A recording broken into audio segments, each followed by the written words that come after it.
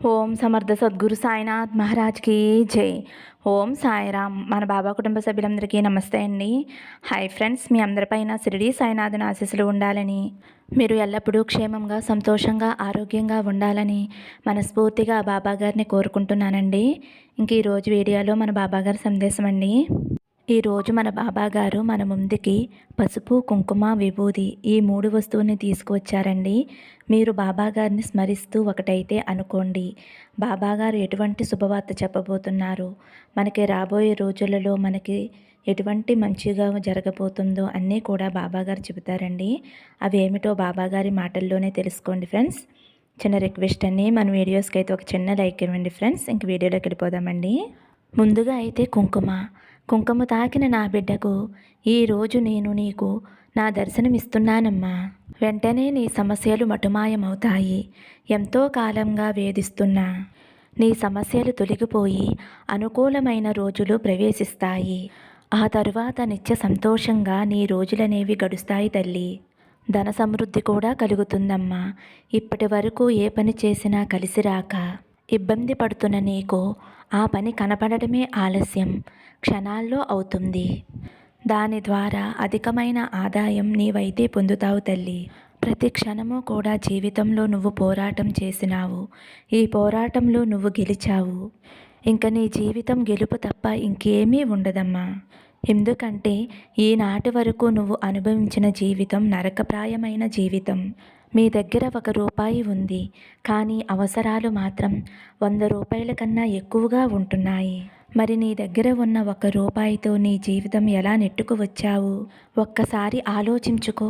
నేను నీకు సహాయం చేయలేదని అపోహపడుతున్నావు కదా. భగవంతుడు నీకు తోడుగా ఉన్నాడు కాబట్టే కదా నీ దగ్గర ధనం లేకపోయినా నీ కుటుంబాన్ని పోషించుకుంటూ వచ్చావు. నేను నీకు సందేశం ఇస్తున్నానమ్మా. అంటే నీకు మంచి రోజులు వస్తున్నాయన్నమాట. నన్ను నమ్ముకున్న వారికి నేను ఎప్పుడూ మేలు చేస్తాను తల్లి. నన్ను నువ్వు మర్చిపోవద్దమ్మా. నా బాబా నాకు లేడని, నాకు సహాయం చేయటం లేదు అని నువ్వు ఎటువంటి దిగులు పడవద్దు. ఎంత పేదరికంలో ఉన్నా తిండికి బట్టకి ఎటువంటి లోటు లేదు కదా. నేను మిమ్మల్ని ఒక మంచి స్థాయికి తీసుకువస్తాను. నేను ఎంతవరకు మీకు సహాయం మేలు చేయగలను అంతవరకు చేస్తాను తల్లి. ఒక స్థితికి చేర్చిన తర్వాత వారికి ఎనలేని సంతోషాన్ని, ఎనలేని ఆనందాన్ని ఇచ్చి వారితో ఎంతో కొంతమందికి సహాయం చేయిస్తాను తల్లి. ఇప్పుడు నీతో కూడా అంతే. నీకు అవసరమైన దానికంటే ఎక్కువ సంపదను ఇస్తాను. నీతో ఇతరులకు సహాయం చేయిస్తాను. అలా చేయటానికి నువ్వు సిద్ధంగా ఉన్నావా? నువ్వు నీకు కానీ నీ కుటుంబానికి కానీ ఎటువంటి లోటు చేయకుండానే నువ్వు అవతల వారికి ఎంత సహాయం చేయాలి అని ఉందో అంత సహాయము చేయి తల్లి. నేను చెప్పానని కానీ, లేదంటే చెయ్యకపోతే ఏదైనా కీడు జరుగుతుందేమోనని అపోహ అయితే పెట్టుకోవద్దు తల్లి. భగవంతుడు ఎప్పుడూ కూడా తమ పిల్లలకి మంచే చేస్తాడు. వారు చెడ్డవారైనా మంచివారైతే వారికి ఎప్పుడూ కూడా ప్రశాంతమైన జీవితం ఉండేలా చేస్తాను. కాబట్టి ఎప్పుడూ కూడా భగవంతుడు నా యందు ఉన్నాడు, నన్ను కాపాడుతున్నాడు అనే ఆలోచనలతో సంతోషంగా జీవిస్తున్నావు. చెడు మార్గాలలో వెళ్ళే వారికి బుద్ధి చెప్పటం కూడా నా బాధ్యతే కదా. అలా బుద్ధి చెప్పే క్రమంలో వారికి రకరకాల అడ్డంకులైతే వస్తాయి.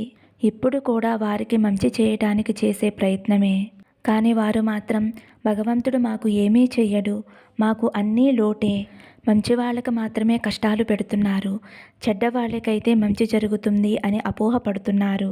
అలాగే నిందలు వేస్తూ పాపకర్మలు ఇంకా పెంచుకుంటున్నారు. ఎవరికి ఎటువంటి ఫలితాలు ఇవ్వాలో నిర్ణయించాలి కదా.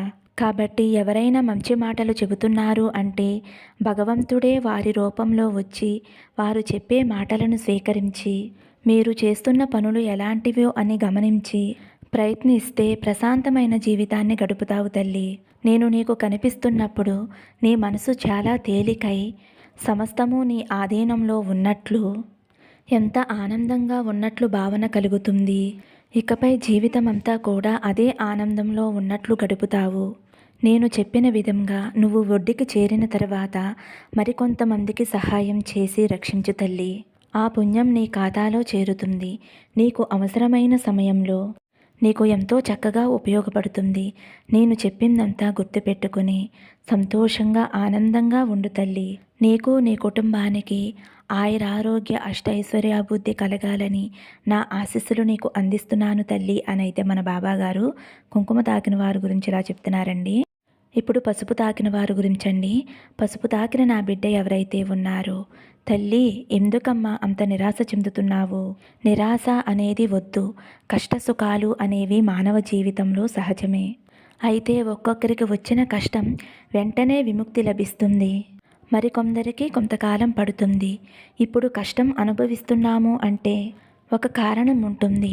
ఆ కారణాలు పూర్తవగానే మీకు అంతా మంచే జరుగుతుంది.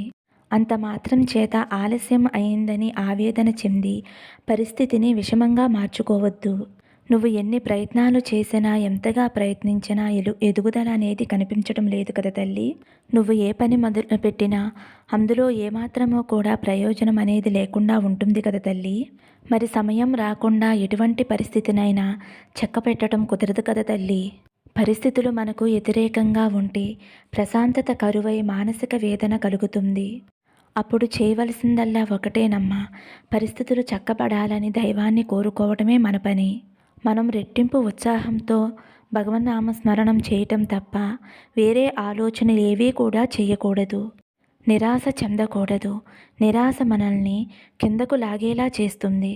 కాబట్టి నిరాశ అనేది అస్సలు దగ్గరికి చేరనివ్వకూడదు. జీవితంలో బ్రతకాలి అంటే ఆశ అనేది చాలా ముఖ్యం.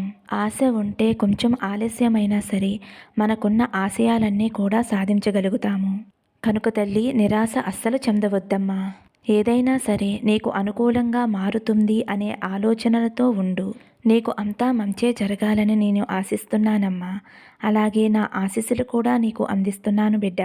ఇప్పటి నుంచి మీకు అంతా మంచే జరుగుతుంది. బాబా మీకు తోడుగా ఉన్నారు అని మర్చిపోవద్దు తల్లి. నీవు నాపై నిందలు వేయొద్దమ్మా. బాబా నాకు ఏమీ చేయడం లేదు, నన్ను మర్చిపోయారు అని నువ్వు అనుకోవద్దు తల్లి. నీకు నేనెప్పుడూ కూడా రక్షణా కవచంగా నీ చుట్టూనే ఉంటానమ్మా. నీకు నీ కుటుంబానికి నేను రక్షణగా ఉంటాను. నువ్వు ఎటువంటి దిగులు చెందవద్దు తల్లి. పసుపు తాకావు కదమ్మా, నీకు గురుబలం పుష్కలంగా లభిస్తుంది తల్లి. నువ్వు ప్రతిరోజు కూడా పసుపుని కొంచెం నుదుటిన బొట్టుగా పెట్టుకో తల్లి. అలా చేయడం వలన నీకు గురుబలం అనేది మరింత ఎక్కువగా ఉండి నువ్వు ఏది అనుకున్నా సరే అది జరుగుతుంది. మీ ఇంట్లో శుభాలు కలుగుతాయి తల్లి. ఆనందంగా సంతోషంగా ఉండు అని అయితే మన బాబా గారు పసుపు తాకిన వారి గురించి ఈ విధంగా చెప్తున్నారండి. ఇప్పుడు విభూతి ఫ్రెండ్స్, విభూతి తాకిన వారి గురించి మన బాబా గారు ఏమంటున్నారంటే, బిడ్డ విభూతి తాకావు కదమ్మా, ఇంట్లో ప్రశాంతత కొరకు ఆదాయం రావటానికి ఏదైనా ఒక మార్గం ఉంటే బాగుండు అని ఎప్పటి నుంచో అనుకుంటున్నావు కదమ్మా. అలాగే ఎన్నోసార్లు అడిగావు కదమ్మా, బాబా నా పరిస్థితుల్లో మార్పులు తీసుకువచ్చి ప్రశాంతత సంతోషాన్ని కలిగించండి తండ్రి అని అడిగావు కదమ్మా. ఆ సమయం నీకు ఇప్పుడు వచ్చింది తల్లి.